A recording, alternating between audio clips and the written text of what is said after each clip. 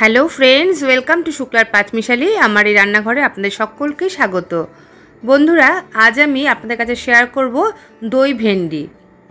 ভীষণ সুস্বাদু একটি রেসিপি এই দই ভেন্ডি। সকালবেলার ব্রেকফাস্টে বা রাতের ডিনারে রুটি বা পরোটার সাথে খেতে কিন্তু ভীষণ ভালো লাগে এই দই ভেন্ডি। যে সকল বন্ধুরা রোজ আমার রেসিপিগুলো দেখছেন, আপনাদেরকে অসংখ্য ধন্যবাদ, অনেক ভালোবাসা। আপনারা আমার সঙ্গে থাকবেন। তাহলে চলুন আমি রেসিপিটা শুরু করি। আমি এখানে 300 গ্রাম মতো ঢ্যাঁড়স বা ভেন্ডি নিয়েছি, আর আগে থেকে কিন্তু আমি ভালো করে ধুয়ে জল ঝরিয়ে নিয়েছি। এবার যে ভেন্ডিগুলো বেশি বড় আছে সেগুলোকে আমি দু টুকরো করে নেব, আর যেগুলো ছোট সেগুলো কিন্তু আমি গোটা গোটাই রাখবো। ভেন্ডি প্রথমে ধুয়ে নিয়ে তারপর কাটলে কিন্তু বেশি ভালো হয়, না হলে কাটার পরে যদি ধোয়া হয় তাহলে কিন্তু ভেন্ডি থেকে একটা লদলদে ভাব চলে আসে, আর যখন রান্না করা হয় তখন কিন্তু রেসিপিটাও একটু অন্যরকম হয়ে যায়। দেখুন, সব ভেন্ডিগুলো কিন্তু আমার কাটা হয়ে গেছে। এবার এদিকে একটা ছোট্ট ফ্রাইং প্যান আমি বসিয়ে দিয়েছি, আর এই প্যানের মধ্যে এবার আমি দিয়ে দেবো 1 চামচ মতো বেসন। গ্যাসের ফ্লেমটা একদম আস্তে করে দিয়ে আমি 2 থেকে 3 মিনিট ভালো করে বেসনটাকে একটু নাড়াচাড়া করে নেব। এভাবে 2 থেকে 3 মিনিট একটু নাড়াচাড়া করে নিলে বেসনের যে কাঁচা গন্ধটা থাকে সেটা কিন্তু কেটে যাবে। আর এই সময় কিন্তু অবশ্যই গ্যাসের ফ্লেমটা কম করে রাখতে হবে। দেখুন, বেসনটা কিন্তু আমার ভালো করে নাড়াচাড়া করা হয়ে গেছে। এবার আমি তুলে নেব একটা বাটিতে। এবার একটা কড়াই বসিয়ে দিয়েছি, আর কড়াইতে আমি প্রথমে 1 টেবিল চামচ মতো সাদা তেল দিয়ে দিলাম।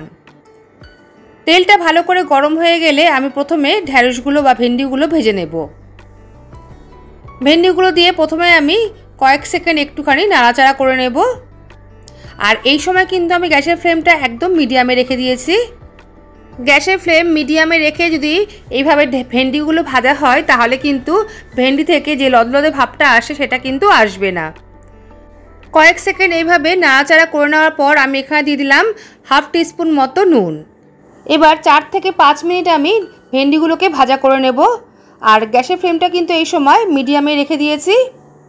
ভেন্ডি ভাজতে কিন্তু খুব বেশি সময় লাগে না। বন্ধুরা, আজকে রেসিপিটা দেখার পর আপনাদের যদি ভালো লেগে থাকে অবশ্যই লাইক কমেন্ট করবেন, শেয়ার করবেন, আর আমার চ্যানেলটি সাবস্ক্রাইব করে আমার পাশে থাকবেন। পাশে থাকা বেল বাটনটা অবশ্যই ক্লিক করবেন, সঙ্গে অল বাটনটাও ক্লিক করবেন, তাহলে যখন নতুন কোনো রেসিপি আমি আপলোড করব সবার আগে আপনার কাছে নোটিফিকেশান পৌঁছে যাবে। দেখুন, ভেন্ডিগুলো কিন্তু আমার ভাজা হয়ে গেছে। এবার আমি তুলে নিচ্ছি। এবার কড়াইতে আমি আবারও 1 টেবিল চামচ মতো সাদা তেল দিয়ে দিলাম। তেলটা ভালো করে গরম হয়ে গেলে প্রথমে আমি ফোড়ন দিলাম 1/4 টিস্পুন মতো সাদা জিরে, দিয়ে দেব একটা শুকনো লঙ্কা ফাটিয়ে। কয়েক সেকেন্ড একটু আমি নাড়াচাড়া করে নেব। কয়েক সেকেন্ড নাড়াচাড়া করে নেওয়ার পর আমি এর মধ্যে দিয়ে দেব একটা পেঁয়াজ কুচি। আমি এখানে একটা বড় সাইজের পেঁয়াজ ভালো করে কুচি করে নিয়েছি। পেঁয়াজ কুচিগুলো দিয়ে গ্যাসের ফ্লেমটা একদম কম করে দিয়ে একটু নাড়াচাড়া করব। আর এদিকে আমি আর একটা মশলাও তৈরি করে নেব।